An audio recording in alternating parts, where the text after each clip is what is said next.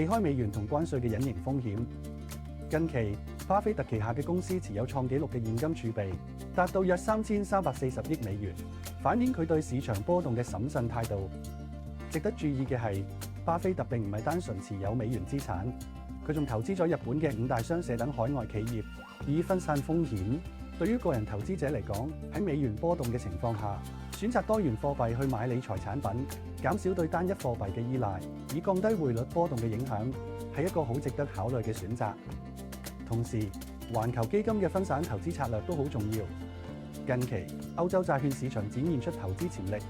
特別係歐洲非投資等級債券喺2024年領漲全球主要債市，全年上升達 8.6%， 高過美國同類型債券 8.2% 嘅漲幅。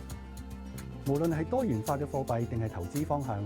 全部都係應對近期美國政策帶嚟潛在風險嘅必要策略。